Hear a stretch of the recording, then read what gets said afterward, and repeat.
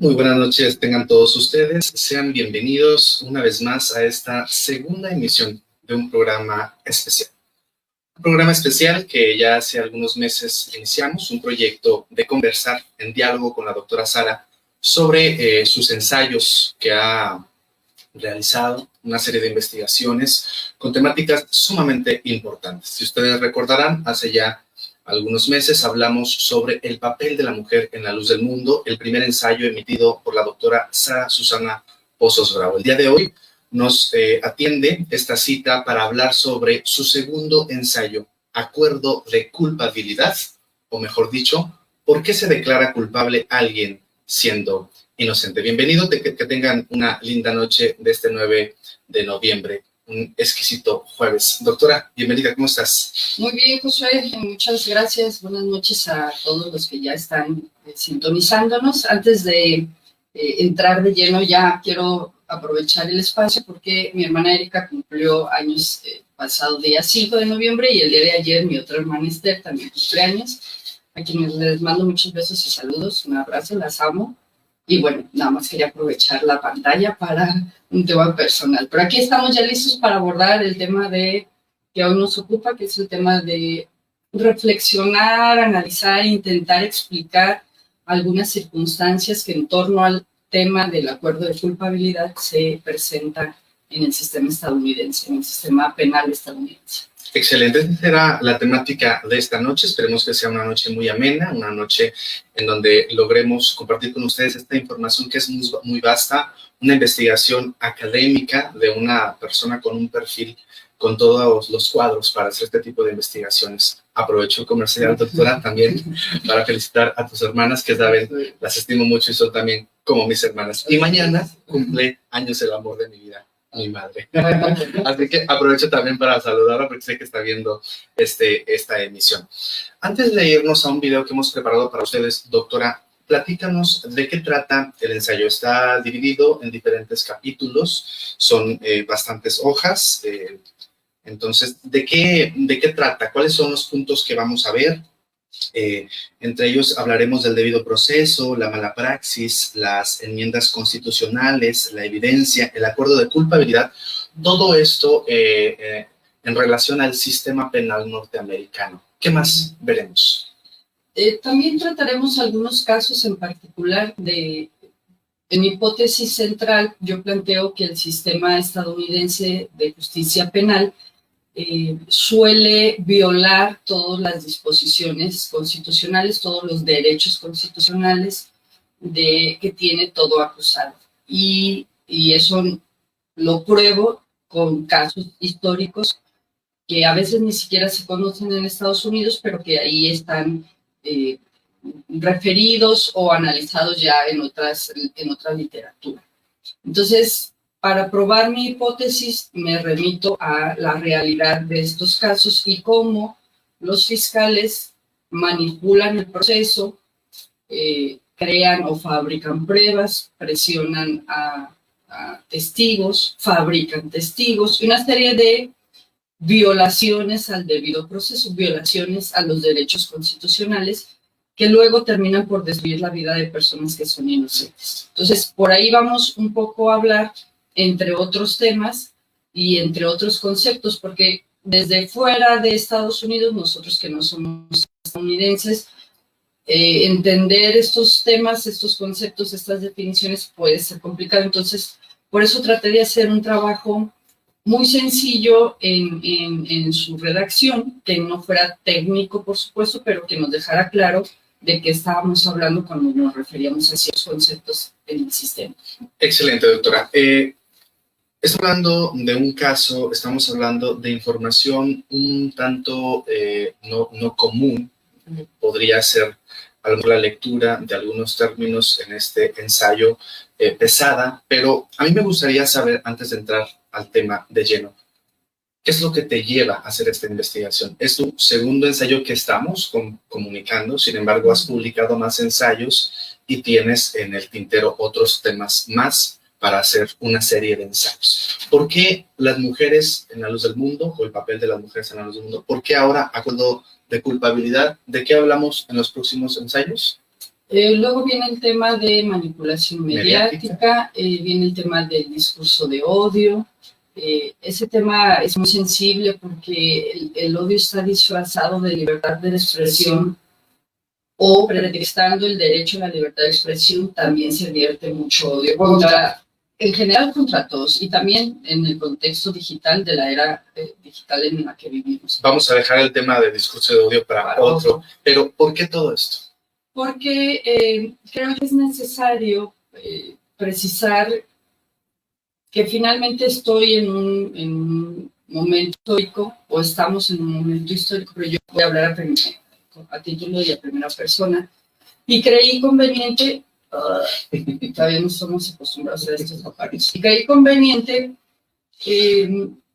escribir una serie de ensayos que nos dieran argumentos para defender lo que creemos, lo que somos, por qué creemos esto, o tal o cual cosa. Y que fuera un argumento más técnico, más lógico, más racional, menos alejado de la fe, pero mucho más cercano a un análisis racional principalmente. Y que con esos elementos entonces yo pudiera decirle a toda la gente que ha cuestionado y criticado mis decisiones, bueno, pues por esto lo hago. Aquí está. Aquí está. Bien, entonces para entrar en materia, antes de irnos a un video, me gustaría que la audiencia conociera. ¿Hay alguna encomienda sobre esto? Bueno, vamos directo. ¿Eres vocera de alguien? No, de mí misma. Las opiniones que emites en este programa y en esta emisión, que de hecho se está transmitiendo desde tu página de Facebook, ¿son consecuencia de qué? Solo solo mías. Y además es mejor así. Va, excelente. Es muy importante dejar en visto que lo que estamos vertiendo, lo que estamos platicando, lo que les hemos de compartir, el documento que en su momento pueden ustedes encontrar en la página de Facebook de la doctora Sara Pozos, es responsabilidad y es consecuencia pues de una serie de trabajos, pero es responsabilidad de quienes estamos aquí emitiendo esta información. No representamos a nadie, no somos la voz oficial de nadie, somos nuestra propia voz y en esa libertad de opinión queremos exponer precisamente. Y digo queremos porque comparto muchas de las cosas que tú mencionas aquí. Bueno, en ese sentido nos vamos a este pequeño video y al regresar entraremos de lleno a hablar sobre el acuerdo de culpabilidad, o mejor dicho, ¿por qué se declara una persona culpable siendo inocente? Estamos acostumbrados a pensar que los programas de televisión son el modelo real de la justicia estadounidense.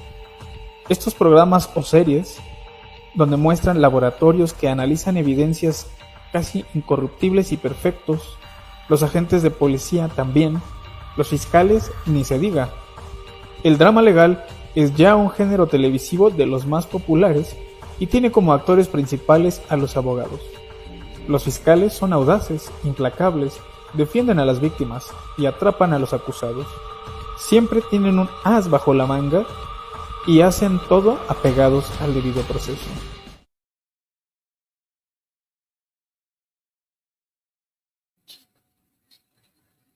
Bien, ya estamos de regreso. Estamos en esta emisión especial, la segunda de una serie de emisiones que estaremos proyectando a través de la página oficial de Facebook de la doctora Sara Susana Pozos Bravo. Hoy hablaremos sobre el acuerdo de culpabilidad, segundo de los ensayos de Sara, que ha escrito sobre esto. Doctora, ¿qué es lo que vemos? Hablamos de un sistema penal norteamericano, un sistema judicial que está sesgado, muy viciado, con muchas irregularidades, que a través de un análisis que se ha hecho por cuestiones, por debidas circunstancias que se han suscitado, has puesto la vista en este sistema penal. ¿Qué es lo que vemos? Antes de entrar a cada uno de los términos que nos vas a compartir, ¿cuál es la percepción del sistema penal a nivel universal, al del sistema penal norteamericano, y por qué esa percepción de la que platicábamos fuera de él?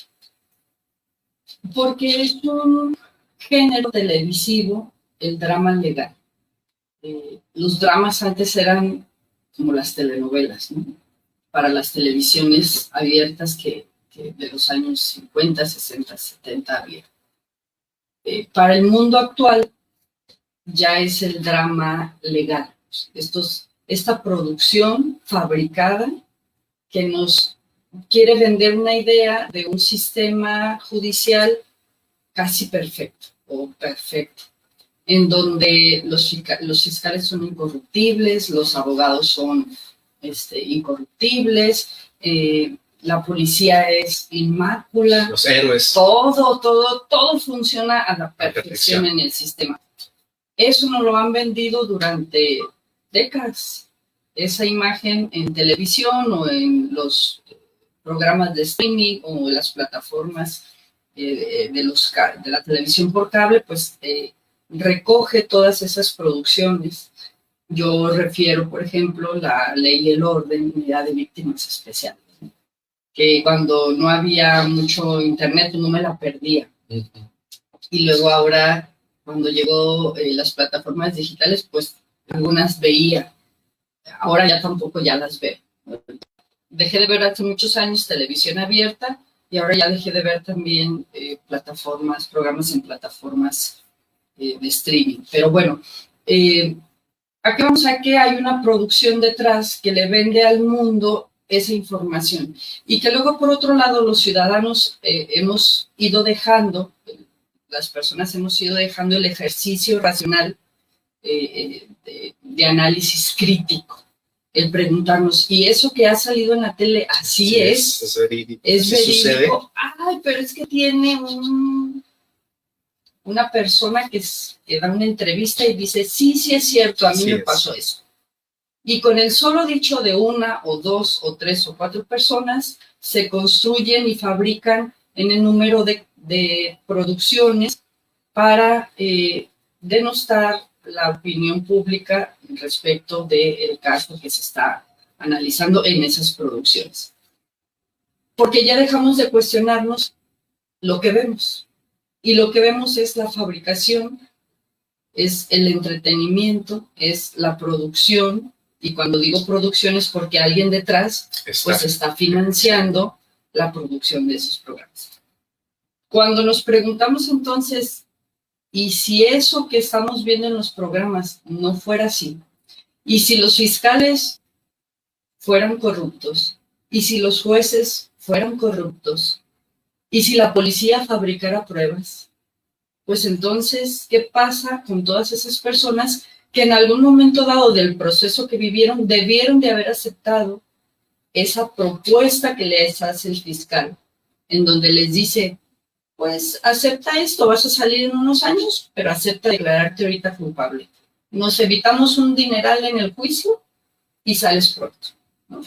¿Y qué gana el fiscal y el aparato penal? ¿No?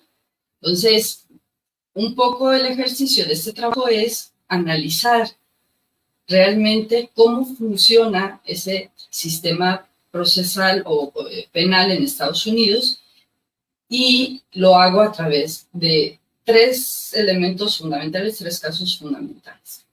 Un caso en Baltimore de algunas personas de color que se les fabricaron las pruebas y los condenaron a 30 años de prisión por un asesinato que no cometieron.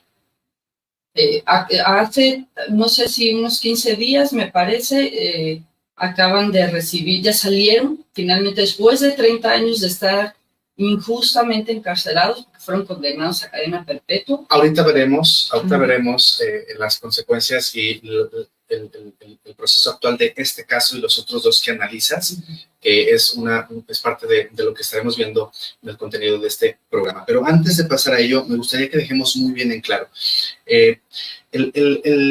el mundo norteamericano ha sido una producción completa en todos sus sentidos, nada más en el tema penal. Es un Hollywood constante. Hemos visto cómo a través de la pantalla se ha manipulado la concepción de un Estado, como lo es Estados Unidos, fabricado a partir de una serie de actos de corrupción y de situaciones que, bueno, no es el tema ahorita, pero lo que buscamos es que haya también un pensamiento crítico ante lo que estamos viviendo. Si hiciéramos un sondeo básico en el que preguntáramos quién cree que el sistema de justicia de Estados Unidos es incorruptible y justo, el 99.9% contestaría que sí lo cree o que sí es justo. Luego le preguntaría a ese mismo grupo si han leído el caso de Braid v. Maryland de 1963 y estoy segura que el 100% diría que no. Adicionalmente haría un ejercicio en el que expusiera quién ha visto la serie La Ley y el Orden, ya de víctimas especiales, de la incorruptible Olivia Benson, y todos contestarían pues que todos lo han visto. A mi papá le encanta, por cierto, por la historia. Y luego preguntaría si han visto el documental de Proyecto Inocencia, y un alto porcentaje me contestaría que no. Con esto quiero decir que nuestra idea de la justicia estadounidense es una idea basada en la programación de entretenimiento y que la realidad es otra. Bueno, creo que esto nos deja un antecedente importante, palabras de la doctora en su ensayo. Hablemos, doctora, ya ahora sí, de fondo. Hablemos acerca de la Carta de los Derechos del Debido Proceso. Hablando del sistema penal estadounidense, tenemos esto como un buen antecedente que trae un antecedente de Jefferson, de Madison, de la sexta, la octava enmienda. ¿Qué nos puedes decir sobre esto? La intención mía de introducir este apartado era para ubicar en el contexto a las personas que leen mi trabajo, en el contexto histórico y en cómo Estados Unidos empieza a constituirse en una nación garante de los derechos fundamentales. En Estados Unidos, la Constitución pocas veces se ha trastocado, se ha reformado, y cuando ha sucedido se hace a través de enmiendas, que son elementos adicionales, como tipo reforma, digamos, para entenderlo como nuestro sistema, pero que además son muy pocas. Para los años en los que está Estados Unidos constituido ya como nación, ha sido muy poco. Es muy poco. O sea, nuestra Constitución en México, yo creo que tiene, no sé, 20,000 reformas, son una cosa así. Ya tenemos otra Constitución casi. Más bien son leyes, pero son muchísimas. Y adiciones, reformas, modificaciones. Y entonces, allá es muy difícil el proceso para llegar a estas reformas. Y mi intención de referirlas un poco y de manera súper breve, porque no quise ahondar más allí, es porque quería que llegáramos al concepto del debido proceso. Son los derechos que se garantizan a todo acusado, las enmiendas, la sexta y la 14ª enmienda, y en qué contexto surgen estas enmiendas. Y entonces refiero, por ejemplo, la sexta enmienda, yo creo que quizá muchos ni siquiera la habíamos leído, aunque seguido la escuchábamos nombrar. La octava enmienda también hablamos de ella.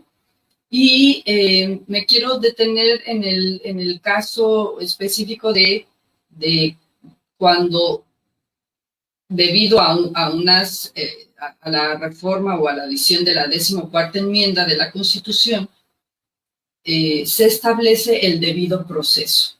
Y entonces, el debido proceso es ese piso parejo de garantía constitucional para todos los ciudadanos, porque el federalismo en Estados Unidos es un federalismo, es una forma de gobierno de hecho, y ahí los estados sí están sí son independientes de las decisiones que se toman a nivel federal.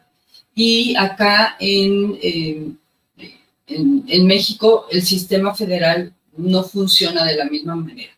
Entonces, se necesitaba que hubiera una garantía pareja para todos los ciudadanos estadounidenses y no garantías de cierto grado o menor grado en tal o cual estado y que te fueras a otro estado y ahí ya no se te garantizaran los mismos derechos.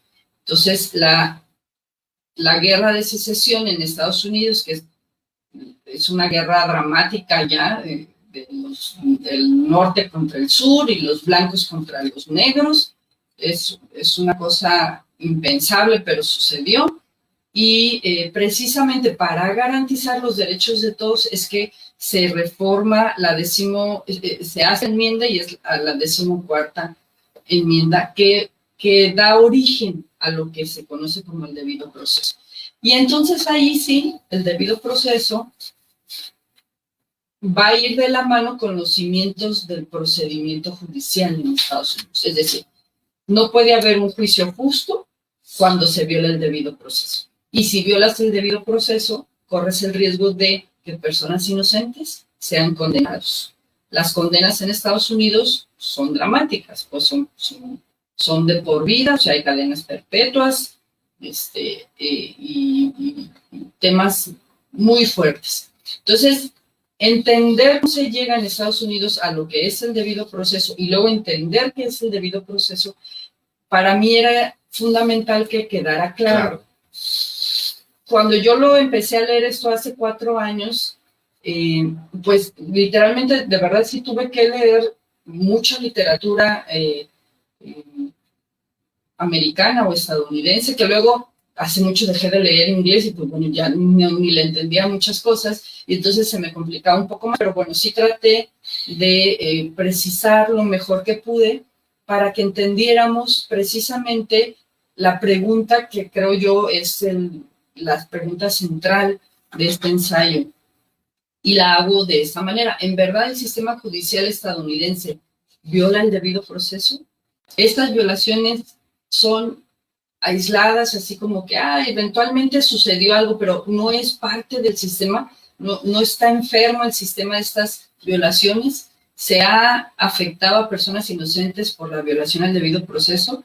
¿Y qué tan importante es el debido proceso en el sistema judicial estadounidense? A partir de ahí, entonces, trato de confirmar mi hipótesis y yo digo, sí se viola el debido proceso. No es un caso aislado, no ha sucedido una vez. Dramáticamente sucede mucho más veces de las que uno puede imaginarse. Y allí, hasta hace rato regresé a mi casa por el libro, y de haber sabido que aquí tengo 2. Aquí lo ibas a tener. Pero bueno, si queremos, y quisiera yo que quienes tengan oportunidad de adquirir este libro lo hagan. Ahí está, a ver, allí. En Amazon lo pueden encontrar. De todas maneras, en el ensayo está referido y si no, luego por ahí lo publicamos. A ver, pero ¿cómo se llama? Bueno, tú dilo en inglés. No, porque tú eres internacionalista. Ahí les da. A ver, eso es el que sabe. Así no te creas. White, the innocent plead guilty, and the guilty and the guilty go free. O la traducción es, ¿por qué las personas que se declaran culpables luego quedan libres? Yes. Y dice, y la paradoja de un sistema legal roto, ¿no? Más o menos así sería como un poco la traducción. De hecho, déjame hacer una pausa en este sentido. Este libro nos lo hicieron llegar un gran amigo, Juan Carlos, de allá de Estados Unidos. Es un libro sumamente interesante. Hemos tratado de darle ahí una leída, pero queremos hacer una traducción. Así que ahí buscamos quien quiera sumarse a este proyecto que traemos de traducir este libro. Va a estar interesante para poder también compartirlo, evidentemente, con sus respectivas autorizaciones de sus autores, pero con la propuesta ya de traducción, porque es importante entender en en manos de quien fue, me parece, un juez de la Suprema Corte, ¿verdad? Un juez federal. Juez federal, Jeet Rakoff, ¿no? Entonces, bueno, aquí está, la información es basada en datos importantes, en datos ya comprobados, en información de expertos en la materia, de donde la doctora saca la información. ¿Qué garantías se deben otorgar a los acusados según esta enmienda de la sexta y de la octava que nos hablan? Quiero leerlos porque están enunciados en tu ensayo, doctora. Dice, invito a la audiencia a que analicemos. Dice que las garantías que se deben otorgar a los acusados, a los que están procesados, a los que se les ha detenido, deben ser los siguientes con base en esta enmienda que es la sexta, ¿no? Derecho a un juicio público y rápido. ¿Cuántos juicios, doctora, son privados y sumamente extensos? ¿Qué te gustan? ¿2, 3, 4 años? Entonces, ¿dónde está la justicia pronta y expedita en nuestro lenguaje? Derecho a un jurado. ¿A un jurado qué? Un jurado imparcial y objetivo. Ok, a un jurado imparcial y objetivo, por supuesto. Y que no haya sido viciado a través de los medios, sí, previamente a un juicio, ¿verdad? Porque entonces no hay algo ahí, bueno. Aviso de acusación, notificación de la acusación. Interrogar a los testigos presentados tanto por la defensa como la acusación. Wow, qué interesante. Creo que el mínimo derecho tengo yo, ¿verdad? Y mi defensa a que interrogue a quienes me están acusando, ¿no? Que sepas, deja tú que interrogues, que conozcas quién está. Saber los nombres, ¿no? Sobre pretexto de que son víctimas, entonces no te puedo decir quiénes son las que te acusan. Y entonces, todo el tiempo estás violando estas garantías constitucionales. Excelente. Y es algo constante, ¿no? Bueno, seguimos. Prohíbe la admisión de rumores en un caso. Creo que todos conocemos qué es un rumor, ¿verdad? Prohíbe la admisión de rumores. Derecho del acusado a examinar o inspeccionar pruebas físicas para determinar su relevancia para un caso y su integridad en la investigación. Wow. Derecho a un abogado o defensor. Bueno, aquí está. Y hay más elementos que ya luego no cito, pero ahí está. Excelente. Antes de pasar a los demás, vi por ahí una frasecita que me pareció interesante. Habeas corpus, ¿o cómo está esto? Habeas corpus. Habeas corpus, ¿qué es eso, doctora? Discúlpame. El habeas corpus es una acción que tienen los ciudadanos, una protección que tienen los ciudadanos de recurrir ante tribunales federales cuando consideran que sus condenas penales o son excesivas o fueron producto de violaciones o que se produjo el debido proceso en su juicio o en su proceso, aunque no hayan llegado a juicio. Y es una opción civil que tienen las personas que han sido inculpadas de recurrir a la vía federal. Eso es importante, aunque para llegar a la vía federal no es así como que voy y presento, como en México, un amparo y se emite la resolución del juez y me amparo. No, el sistema es mucho más complicado y mucho más lento en Estados Unidos en este sentido. Entonces, no todos los casos pueden ser susceptibles de llegar a una corte federal. Y no todos los abogados son tampoco expertos en llevar casos a la Corte Federal. O sea, es una especialidad de la especialidad, ¿no? Entonces, pero ahí está, es una opción que tienen los ciudadanos. Excelente. En verdad, ¿el sistema judicial estadounidense viola el debido proceso? Pregunta. ¿Estas violaciones son aisladas? ¿Qué ha afectado a personas inocentes por la violación al debido proceso? ¿Qué tan importante es el debido proceso en el sistema judicial estadounidense? Preguntas que haces, doctora, sobre el debido proceso. Y háblanos también sobre la presunción de inocencia. Sí, porque entre otros de los derechos que se consagran en las enmiendas y en la Constitución es que toda persona es inocente hasta que se demuestre lo contrario. Pues debería, ¿no? Hay que decirle eso a los medios. Sí. Aquí ese es otro elemento. El tema de la participación de los medios Por supuesto que generan prejuicios y por supuesto que condenan mediáticamente a los inocentes. Y con eso, con esa información que se difunde también en redes sociales, ninguna persona puede estar sentada en el banquillo de los acusados y esperar un juicio justo, porque las personas que están ahí en esas condiciones van prejuiciadas, es decir, se han dejado influenciar por lo que vieron, oyeron o leyeron en los medios de comunicación cuando estamos hablando y principalmente de un caso de alto perfil, que ahí todavía es mucho más delicado. Dios nos libre. Ahorita que estabas platicando, me vino a la mente, hace 2 días estuve por la noche observando un video de un país que ha hecho, desde mi perspectiva, un extraordinario trabajo por un mundo delictivo de pandillas que estaba allí sometiendo a esta nación. Pero me llamó la atención un video que me pareció totalmente injusto y lo quiero traer a colación. Cuando muestran en el documental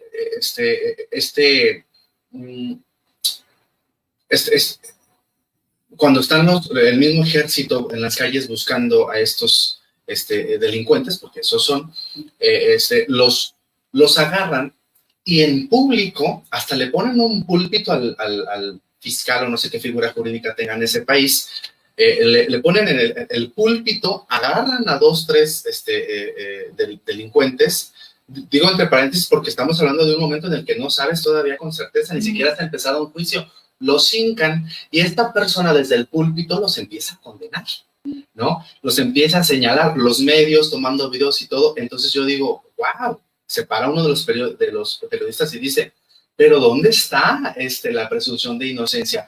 ¿Cómo ni siquiera ha tocado la cárcel y tú ya la estás condenando desde el púlpito? Evidentemente era un tema político, mediático y demás. Entonces yo digo, híjole, o sea, en pleno 2023 suceden estas cosas. Y no del otro lado del mundo, doctora, a nuestros vecinos. Bueno, continuamos porque el tiempo se nos va. No pretendemos hablar sobre todo el ensayo, vamos a ir tocando algunos puntos importantes y si a alguien le interesa, podrá introducirse ya de manera más específica a este ensayo. Encarcelados durante 36 años por un asesinato que no cometieron. Hay un caso, doctora, que me parece fundamental, importantísimo en Estados Unidos. ¿Qué pasó el 18 de noviembre de 1987 allá al este de Baltimore por una sudadera de Georgetown y un disparo que resonó y que hasta la fecha, después de ya poco más de 4 décadas, sigue haciendo ruido ese disparo? Háblanos un poco acerca de este caso, en donde entonces sí comparas lo que la película, lo que nos dicen y lo que ha sucedido con casos reales y vivos. Sí. Se trata de 3 adolescentes que a la edad de 16 años fueron acusados por el fiscal de distrito allá en Baltimore hace más de 30 años de haber cometido un asesinato en primer grado y cuando entonces tenían 16 años, él pidió que fueran juzgados como adultos. Y el juez accede y los juzgan como adultos, siendo todavía menores de edad. A partir de ese momento, el sistema judicial destruyó la vida de estos 3 jóvenes negros que fueron acusados por el fiscal y que fueron condenados a cadena perpetua por el jurado que estuvo involucrado en esos momentos. Pero que todo se basó en pruebas circunstanciales y sobre todo esta sudadera que dices de la Universidad de Georgetown que traía uno de los 3 chicos y que se había comprado un mes antes con el dinero que había ido ahorrando y que estaba de moda en esos años allá en la escuela donde asistían. El asesinato se ejecuta en la escuela de estos chicos y del joven que murió, entonces que fue asesinado. La historia es muy dramática porque después de todos estos años y de varias apelaciones, les comentaba que acabo de leer que ya hace un par de meses, si mal no recuerdo, hace poco tiempo, Finalmente, después de 30 años de estar encarcelados, quedaron en libertad porque el fiscal fabricó pruebas en contra de estos 3 jóvenes. Y además hay un elemento adicional importante. Para esos años, estamos hablando de hace 30 años, fue el caso que mayor cobertura en medios locales tuvo. Y eso predispuso a todas las personas contra los acusados, porque todos los consideraban culpables. Mucho tuvo que ver el tema de convertirse en un juicio mediático. Entonces, quedaron libres ya salieron después de 30 años y además han recibido, ¿no? No me acuerdo exactamente si 50 millones de dólares, una cantidad. Pues lo que sea, doctora, nada les va a regresar los años en cárcel, su juventud. Perdieron todo. O sea, el sistema judicial estadounidense les destruyó la vida por la irresponsabilidad y por la mala praxis, que ese es otro concepto que no hemos hablado, pero es la mala praxis de un fiscal.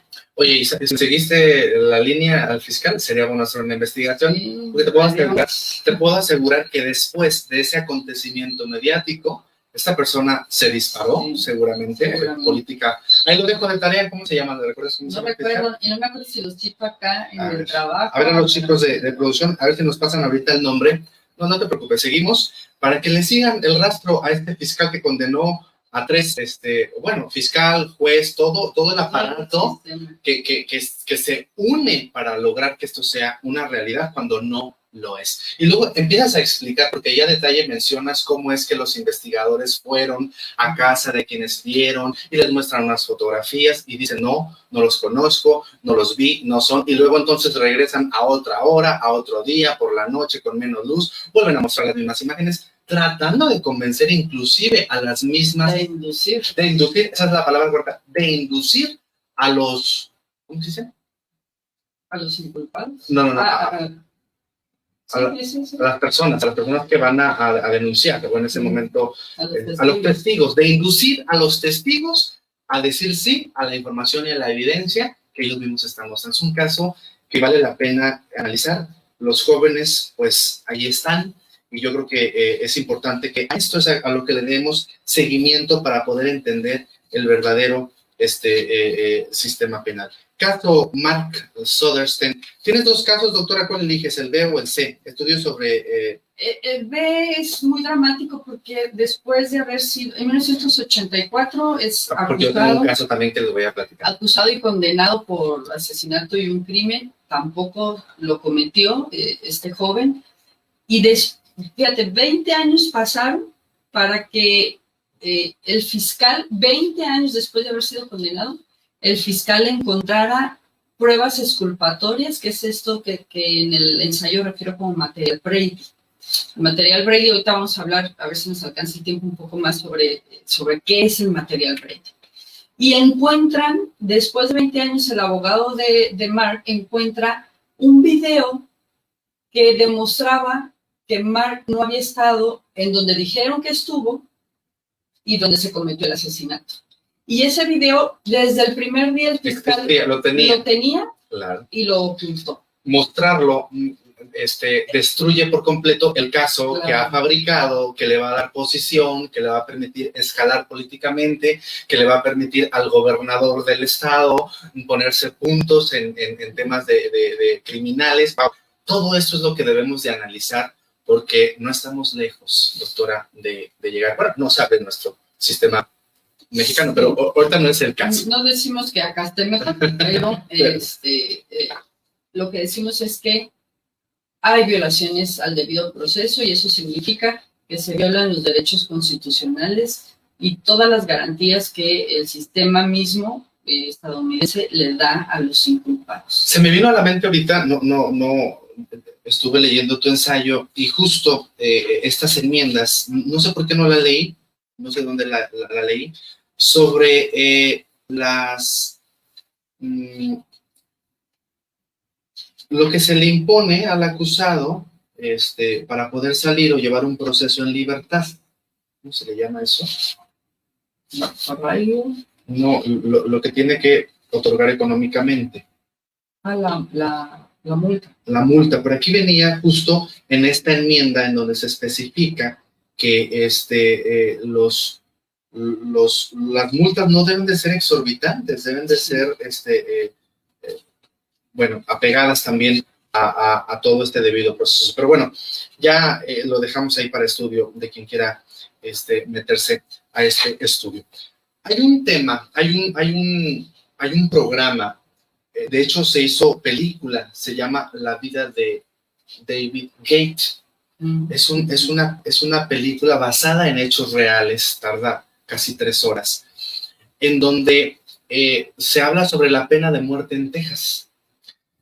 Death Watch, que es una asociación que se dedica a defender y a buscar cómo evitar la pena de muerte, porque ¿qué sucede cuando haces un proceso y cuando declaras culpable a alguien que es inocente y lo ejecutas, ¿verdad? Su sentencia es la pena de muerte.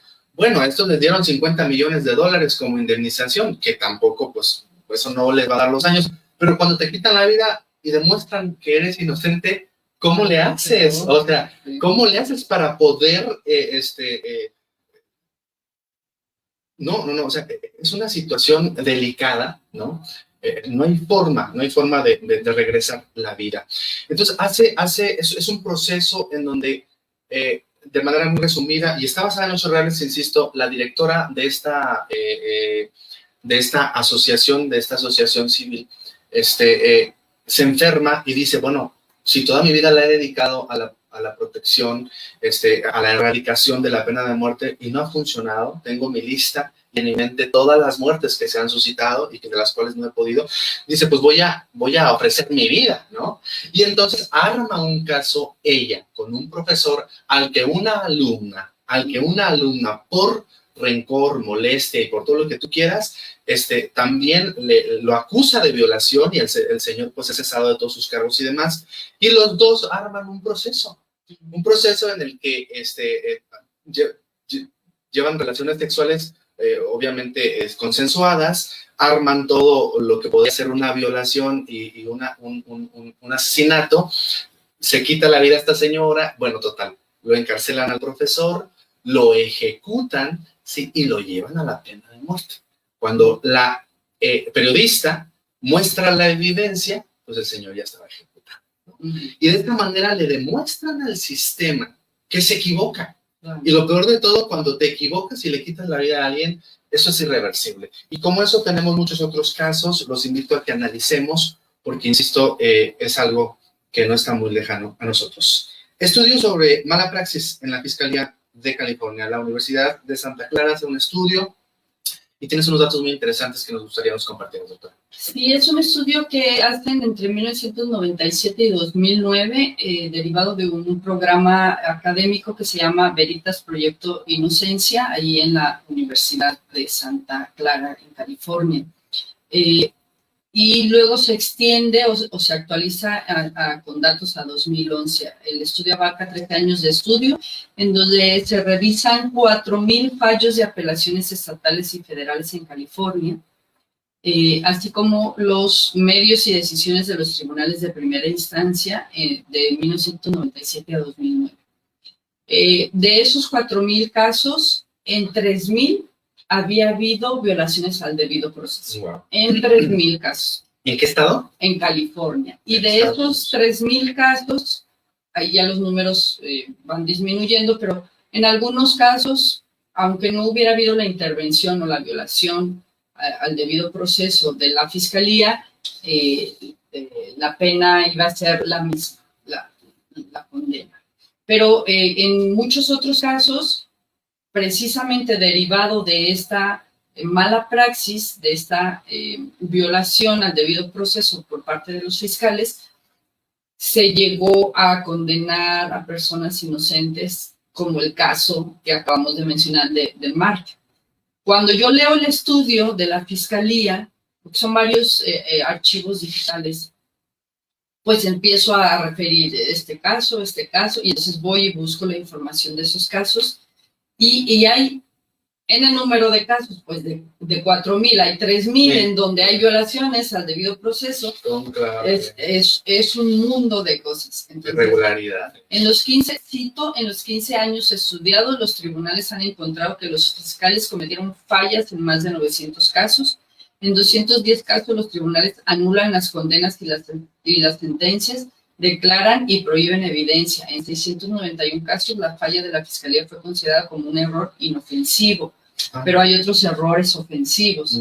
En el reporte de 2011, cuando se actualiza el informe a datos así, se revisa, eso es importante, porque ahí se revisa cómo los fiscales de manera recurrente persisten en la mala práctica. Y dice, cito, después de identificar a los fiscales en los 92 casos de mala conducta para el 2011, 92 casos, lo que descubrieron los investigadores en la iniciativa Veratis fue 19 fiscales que tuvieron una mala conducta en 2011 también la habían cometido en el año anterior.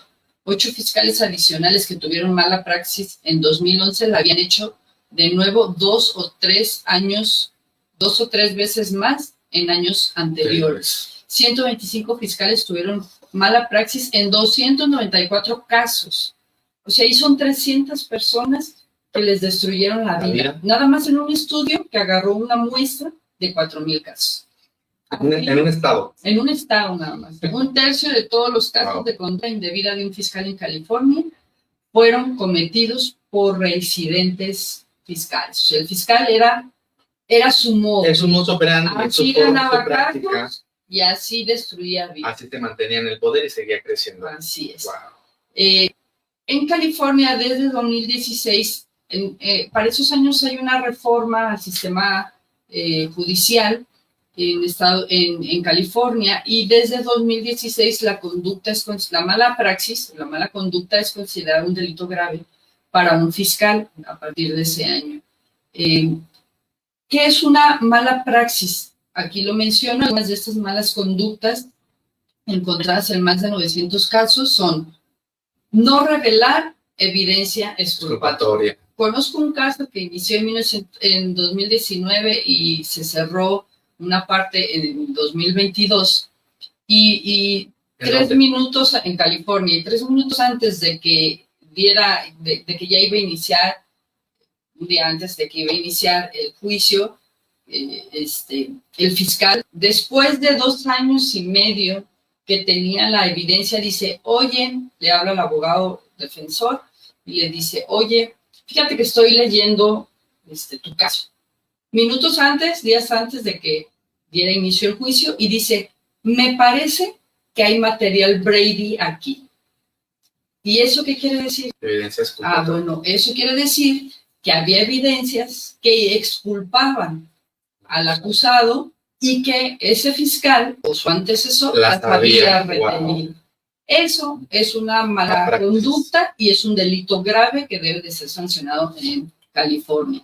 No revelar evidencia exculpatoria, fabricación de pruebas falsas. En este mismo caso igual, ¿no? Hay 70 y tantos mil mensajes en la conversación de supuestas víctimas. 2 policías únicamente se sientan, revisan 70 y tantos mil mensajes y dicen, aquí no, no, copio aquí, copio acá, fabrico pruebas y pongo el nombre del acusado en las conversaciones para que tengamos una prueba. Cuando el fiscal le dice, oye, parece que tienes material Brady aquí, y la defensa de esta persona tiene acceso a toda esa información, descubre cómo manipularon y fabricaron las pruebas. Todo eso luego formó parte de una moción, que ya hablaremos, porque aquí solo hablamos de los fiscales, pero los jueces también es otro tema delicado ahí.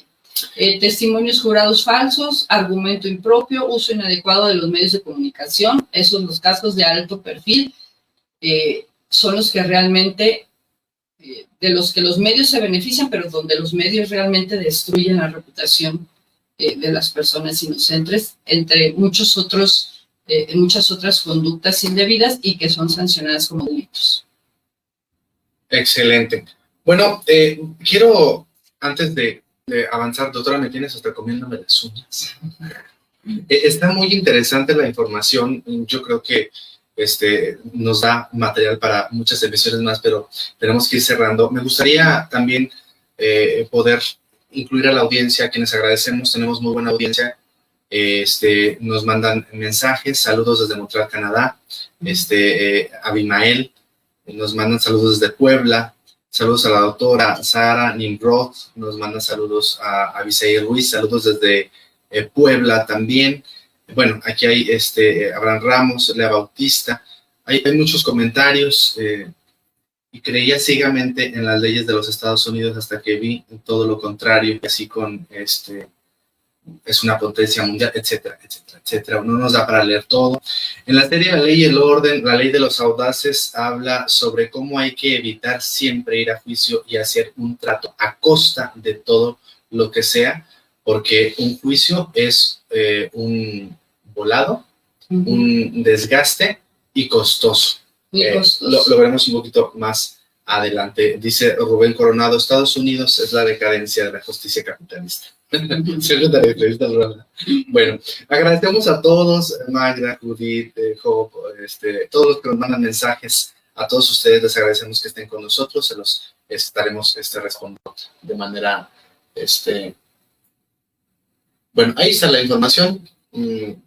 No tenemos tiempo para leerlos todos, pero los contestamos porque si no se nos va el tiempo. Porque finalmente tampoco no hemos contestado, porque una persona siendo inocente tiene que declararse culpable, y vamos a tener que omitir como muchas cosas que vienen en el ensayo, pero creo que es importante entender que cuando hay de manera sistemática la violación a tus derechos, cuando no te permiten conocer quién te acusa, cuando no te permiten entrevistarlos, cuando no te permite el mismo juez conocer las pruebas, cuando el fiscal te oculta pruebas, cuando fabrica pruebas, cuando todo esto sucede y luego llega y te dice, pues aceptar.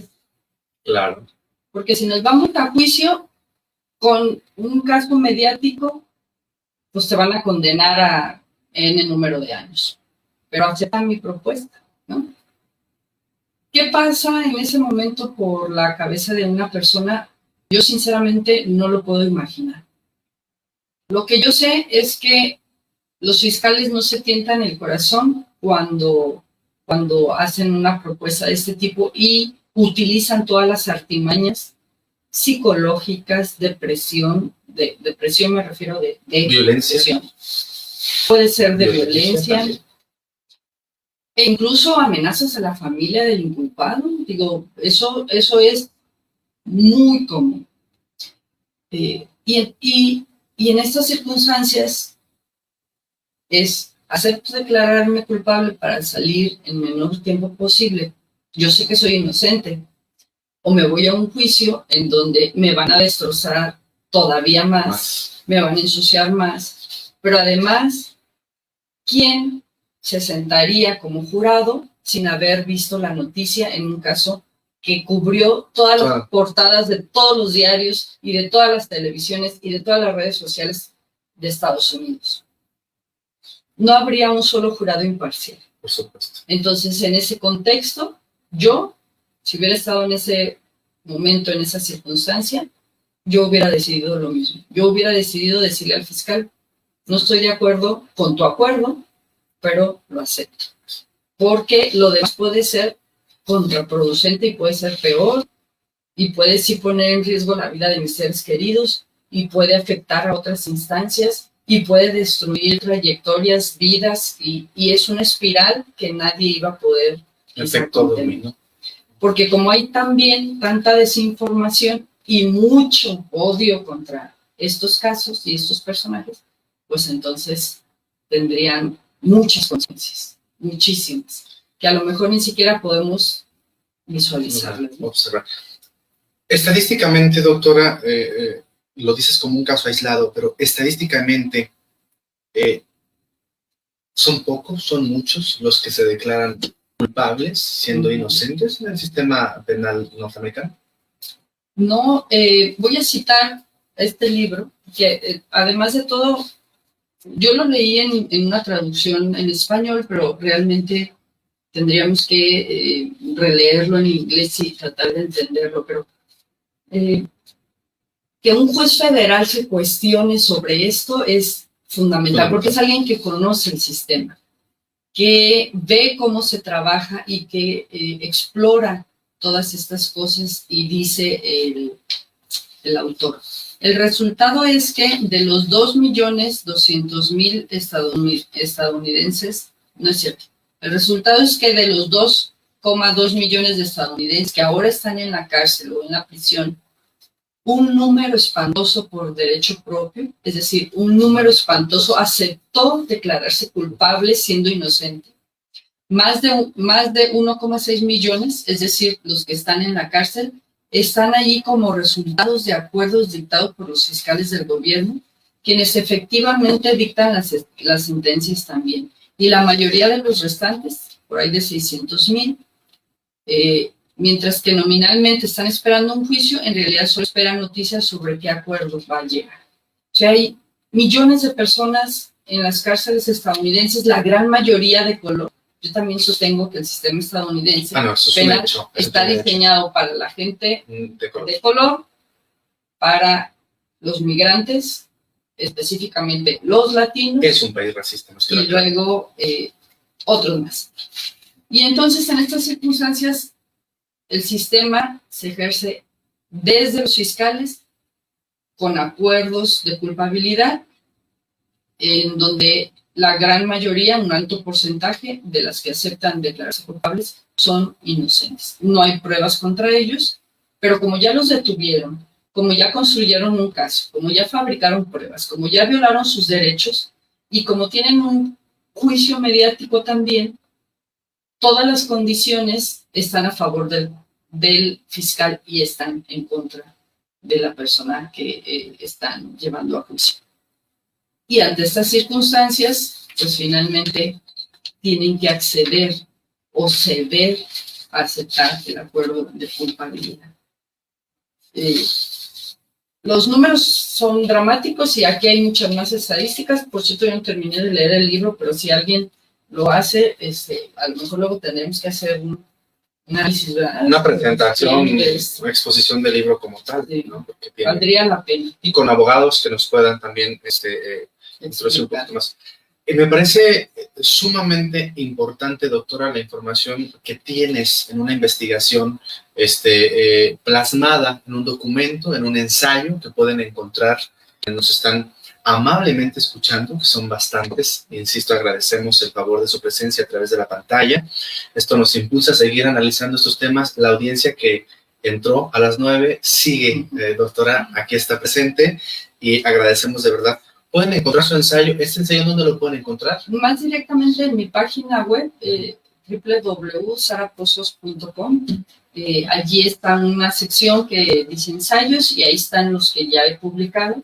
Todavía tengo 2 pendientes por elaborar. Yo espero cerrar el año por lo menos con uno nuevamente y el siguiente entrando el año, porque después de estos trabajos voy a retomarlos y hacer un libro con estos 7 ensayos y tratarle de dar más amplitud a estos breves trabajos. Ok, si pueden los chicos poner el link ahí para que la audiencia, muy bien, para que la audiencia pueda descargarlo y leerlo con calma, y bueno, creo que cualquier duda, cualquier situación aquí, la doctora nos puede en su momento resarcir. Caso, van a disculpar mi inglés, caso DeWitt Ducker. Fiscal Jonathan Shaw, ¿verdad? Es sobre el caso que hablábamos. Me gustaría saber qué pasó con él. Fue maestro. ¿Para dónde se fue? En su alma mater en Baltimore, participa en varias fundaciones de leyes, se regresó a la práctica varios años después, compensaciones de $48 millones salieron en 2019. Wow. Drake Bell hizo lo mismo para no exhibir a su hijo y esposa y pasar un calvario mediático. Qué lamentable que se sostengan, se apoyen y se aprovechen de un sistema de impartición de justicia, y lo pongo con comillas grandes, entre comillas, para catapultar una carrera profesional para empoderar un partido político, para lograr escalonar en el mundo político, en la vida legal, de los congresos, de las secretarías, en el mundo político. Qué lamentable que el sistema en Estados Unidos así lo permita. Doctora, gran parte del ensayo que realiza se basa en un caso suscitado en el 2019 en California, en donde aparentemente termina con un acuerdo de culpabilidad por el acusado, destrozado mediáticamente en el 2022, en donde me gustaría que la audiencia pudiera analizar el fiscal que estaba en ese momento ejerciendo la impartición de justicia y dónde se encuentra ahora. Fiscal en California de 2017, ¿verdad? Antecede o suple a la que actualmente es la vicepresidenta, es decir, antes de él estaba la vicepresidenta actual de Estados Unidos como fiscal en ese estado.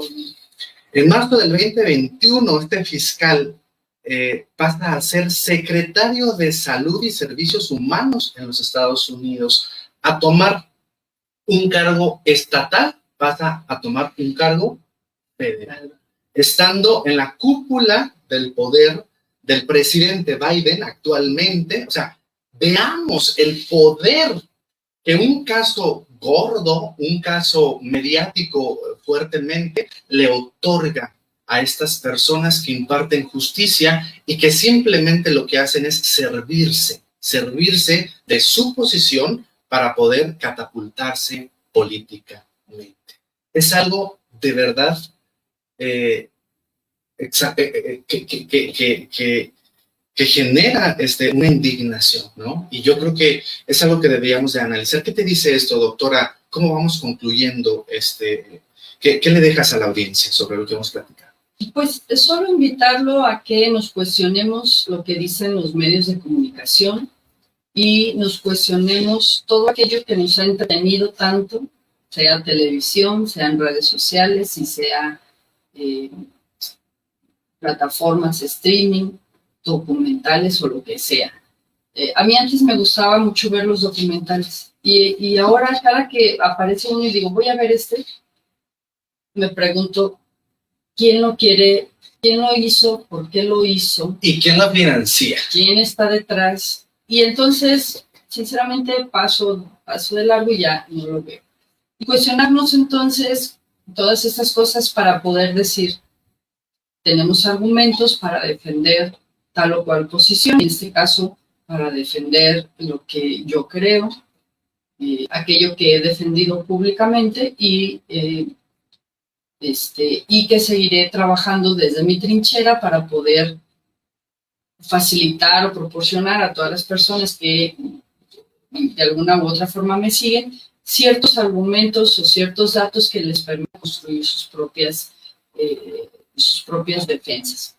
Yo no estoy totalmente satisfecha con mi trabajo porque es mucho lo que todavía falta por hacer, pero que esto haya sido ampliamente difundido, mis ensayos y compartidos por muchísimas personas.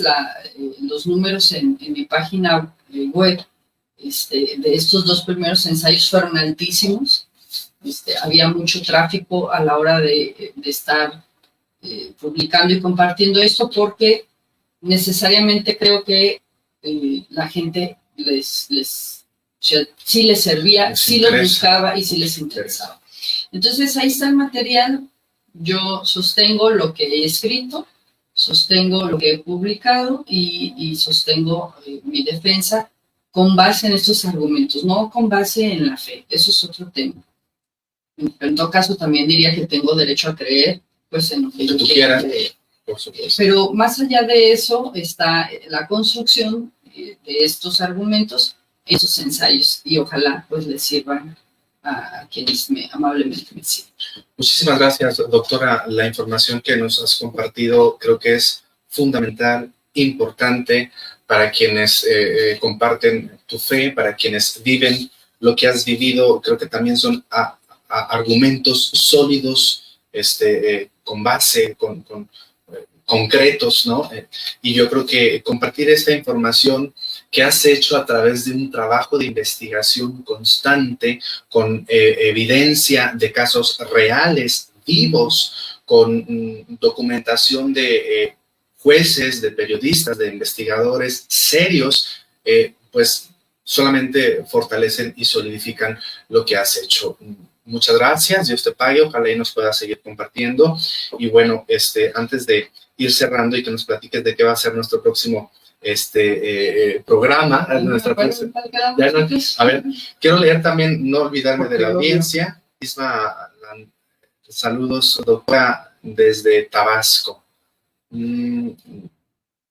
Gabriel Medina, saludos, felicidades por el tema, los datos son muy interesantes. Itaí Hernández, excelente charla, muy importante conocer para poder extender una opinión bien construida. Mi sincera admiración a la doctora Sara Pozos. Excelente explicación, saludos cordiales desde Phoenix, Daniel Olivares, Rubén Acosta, ¿cómo van?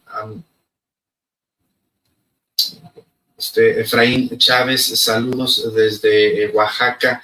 Jessy González también aquí comparte. Bueno, les dejamos la información, este video se queda, en cuanto terminemos la emisión podrán compartirlo, podrán seguir viéndolo.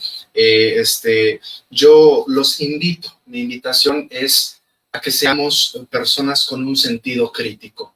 Necesitamos leer, necesitamos informarnos, necesitamos documentarnos. Hoy es el de al lado. Ayer fue el de atrás, el amigo, el conocido, el compañero. Mañana podemos ser nosotros. Dios nos libre de caer en las manos de un sistema como este, y lo importante es conocer, es saber y tener los datos para que también nosotros podamos defender lo que creemos. Doctora, ¿con qué te quedas? ¿Con qué despides? ¿Con qué seas? Pues invitarlos a que nos sigan. Estamos pensando en hacer ya más un programa, un canal de video y el podcast. Queremos trabajar. Yo ya estoy más viejita, pero Josué está más joven. Por supuesto. Y por cierto, mándenos sugerencias. Le digo a Josué que hagamos el programa y que se llame el dúo dinámico. Pero a ver si les gusta a ustedes y si no nos mandan sugerencias de cómo quieren que se llame el programa. Pues, pero la idea es seguir trabajando en estos contenidos y en otros contenidos. Lo nuestro son los libros. Ayer, por cierto, estaba contando mis libros y ya casi le llevo a los 1500. Reacomodé mi biblioteca. Yo ni los cuento, tengo en mi casa y luego en casa de mi mamá, y en un cuarto abrí y metí un montón de libros y ya no sé ni cuántos tengo y me van a correr con todo el libro cero. Es muy importante y apasionante. Apóyenos para poder recrear este proyecto que surge. Vimos el ensayo. Oye, doctora, no hay que platicar sobre esto, ¿no? Lo estuvimos charlando, nos tomamos un café. No, esto lo tiene que saber la audiencia, que nos encanta también la parte mediática. Y bueno, aquí estamos compartiendo y queremos darle una formalidad. Ya tenemos el segundo ensayo, lo vimos hoy. El tercero, doctora, se titula Mi defensa: mentiras, calumnias y manipulación en torno a la luz del mundo. Ensayo número 3, el origen de los sentimientos hostiles contra mi fe. Ahí sí, como tienes muchos más años que yo, entonces tendrás toda una experiencia para hablarnos sobre esos sentimientos hostiles. Hay situaciones que nos has platicado. Evidentemente los tiempos no son los mismos. Cuando estudiabas, creo que tu vestimenta, tu identidad siempre te ha caracterizado, te ha identificado como algo distinto allá afuera. Y bueno, nos has platicado de esos acontecimientos de discriminación, de situaciones incómodas que son importantes conocerlas, pero no nada más conocerlas, saber actualmente cuáles son los mecanismos de defensa para no permitir que se sigan burlando de nosotros, sin razón, que se sigan, que nos sigan señalando, discriminando. Hay mecanismos, la ley nos ampara, hagamos uso de todo ello. Así que los esperamos. Bueno, aquí lancen ustedes las propuestas. Como a mí no me parece eso del dúo dinámico, pero somos muy dinámicos y un gran dúo, pero vamos viendo las propuestas, temas también, por supuesto, que podríamos manejar. Pues nada, muchas gracias por quedarse tan tarde y próximamente estaremos proyectando la publicidad para el tercer programa. Sí, ya estamos aquí agendando, tiene que ser el próximo mes sin falta, y les agradecemos a todos ustedes el favor de su presencia. Recuerden, estamos compartiendo la información que nos parece de gran importancia ante los sucesos que estamos viviendo. Los invitamos a que nos sigan a la autora en sus redes sociales, a Susana Pozos Bravo. ¿Tiene su página? ¿Cómo se llama su página? www.sarapozos.com. sarapozos.com. Yo soy Josué Coronado, menos importante que la doctora, pero bueno, aquí me apalanco de ella. Que tengan una linda noche, muchísimas gracias, Dios les pague, y disfruten y descansen. Hasta pronto.